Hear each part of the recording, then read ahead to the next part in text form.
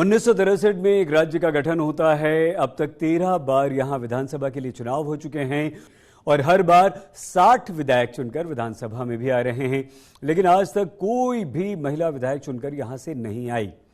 नमस्कार, आप देख रहे हैं आज तक। आपके साथ मैं हूं सईद अंसारी। स्वागत है आपका चुनाव आज तक में। अभी तक ये जो फैक्ट हमने आपको बताए, ये किसी तीसरी दुनिया के लिए नहीं है।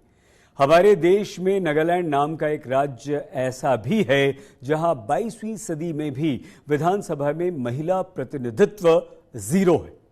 हैरान करने वाली बात तो यह है कि 1963 में नागालैंड राज्य बनने के बाद अब तक केवल 35 महिलाओं ने ही अपना नॉमिनेशन यहां से फाइल किया है और उनमें से किसी को भी जीत नहीं मिली।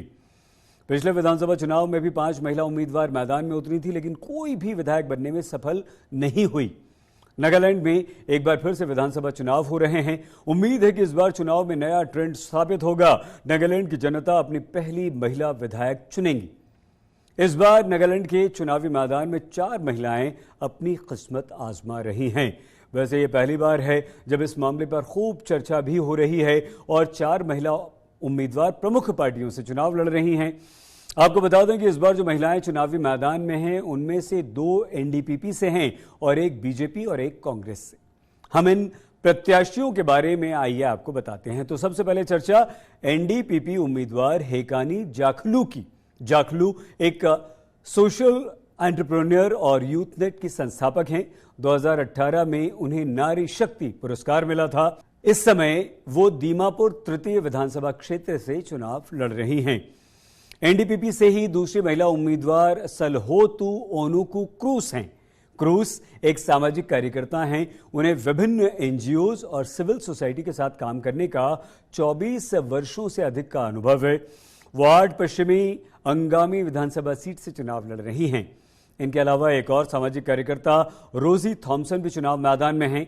रोजी कांग्रेस के टिकट पर 6 टेनिंग विधानसभा क्षेत्र से चुनाव लड़ रही हैं और चौथी महिला उम्मीदवार काहुली सेमा हैं। सेमा नागालैंड लोक निर्माण विभाग की पूर्व इंजीनियरिंग इन चीफ हैं। सेमा नागालैंड में चीफ इंजीनियरिंग का पद संभालने वाली दूसरी और सुमी समुदाय में पहली महिला हैं।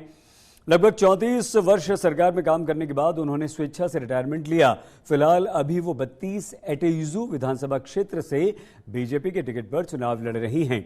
लेकिन परेशान करने वाली बात यह है कि नागालैंड की सबसे पुरानी क्षेत्रीय पार्टियों में से एक नगा पीपुल्स फ्रंट यानी कि एनपीएफ से कोई भी महिला मैदान में नहीं है।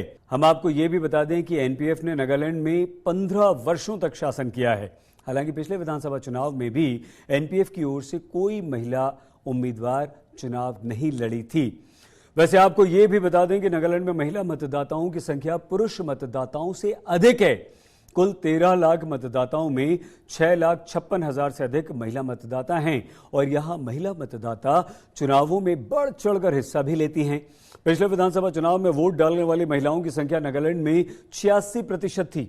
हालांकि बस प्रतिनिधित्व में ही उन्हें हिस्सेदारी मिलनी अभी बाकी है। और आइए चलते चलते एक और जानकारी भी आपको दे दें।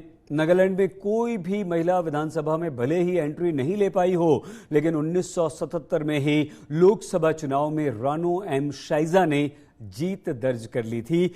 हालांकि तब से अब तक कोई भी महिला विधानसभा या लोकसभा नहीं पहुंची हैं।